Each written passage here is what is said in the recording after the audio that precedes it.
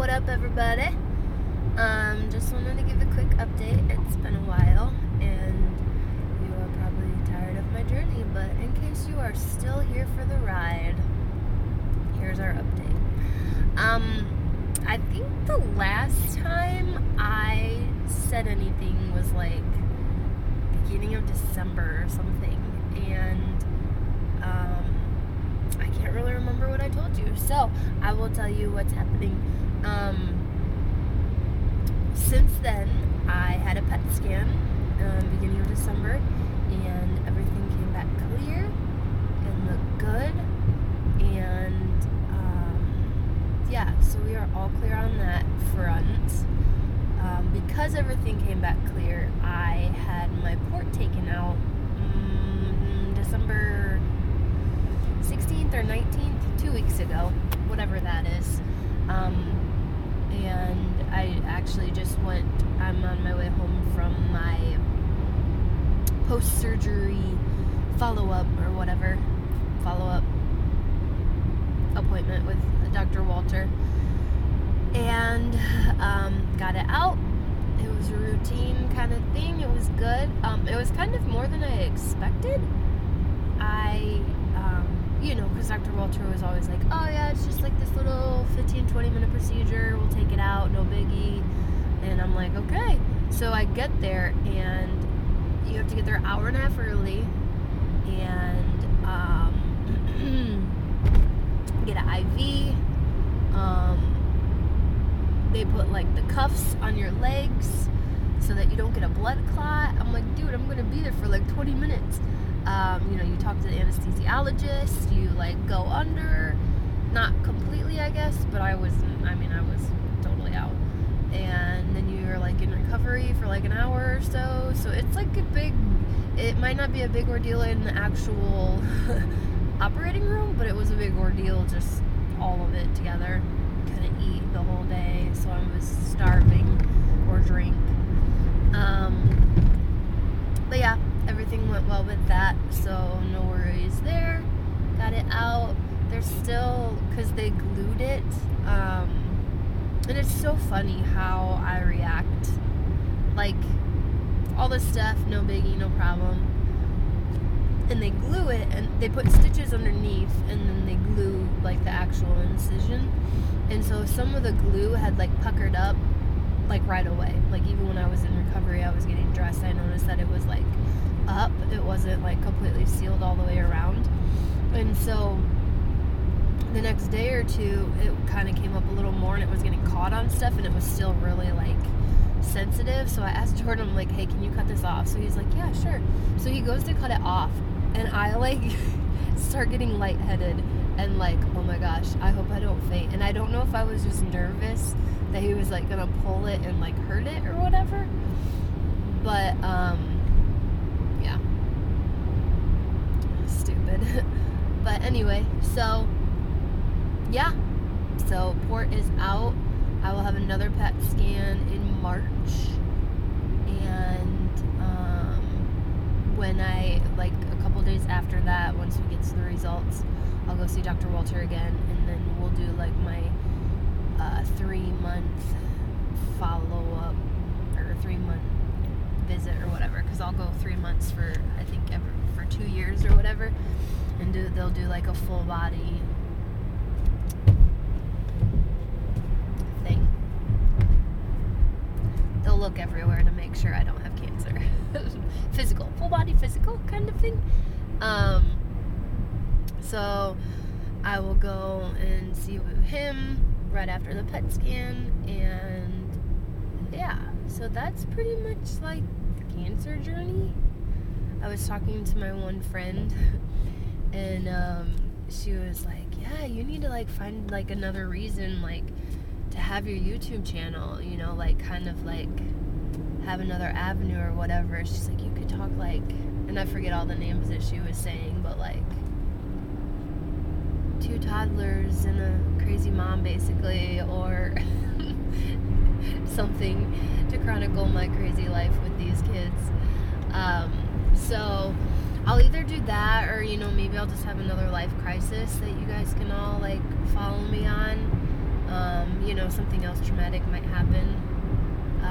You never know. So, and I feel, kind of stemming off that, I feel like, and maybe some people just have this mentality because of their life or because of things that they've gone through, but definitely like cancer, and I'm not saying it's just specific to cancer, like I'm not trying to say I'm special or whatever, but like, and I think with my mom dying and the whole like early onset dementia, like I lived a perfect life. Growing up, my life was perfect.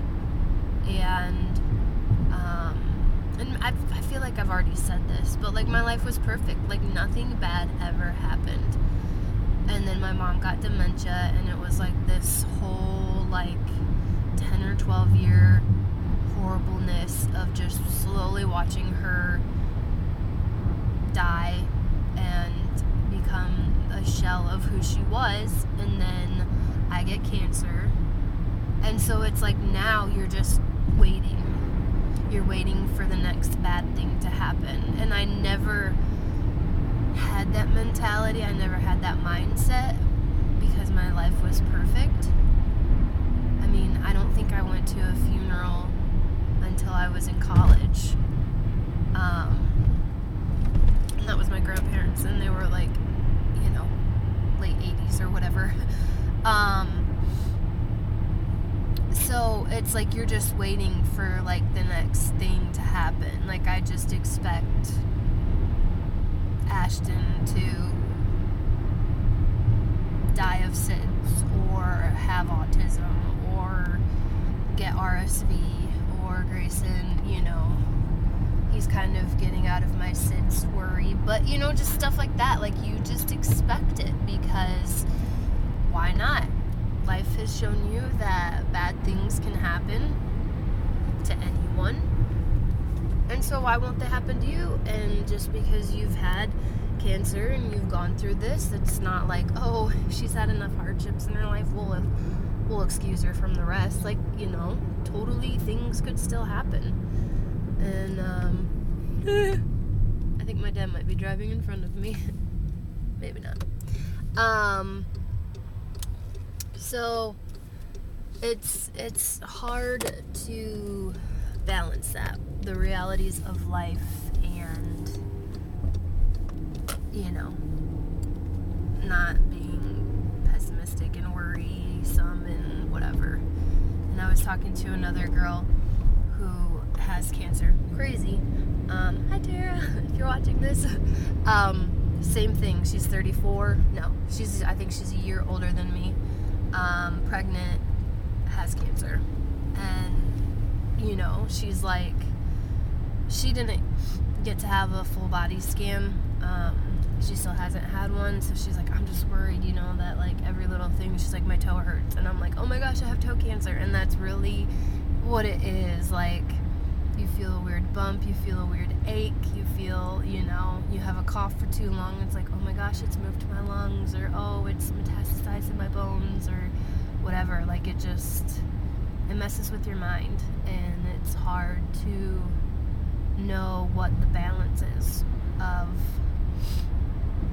living with the reality that you had cancer and that it could come back, and not being a worrywart and overly anxious and all that. So that is definitely a struggle. Kind of another hard mental thing that I've been going through is just like, everyone that I've talked to that has had cancer, or stuff I've read, it's like, I should be so excited, I'm cancer free, and I'm not. I just feel blah. And it's so true. Like, I got my port out, and everyone's like, oh my gosh, you got your port out, like, that's a great step, you're finally over it. And I'm just like, yeah, I got my port out. And with Christmas, like, I feel like I should have just been like so excited, a new lease on life, I'm here for the holidays, and it just wasn't. I don't know. So trying to sort all that stuff out.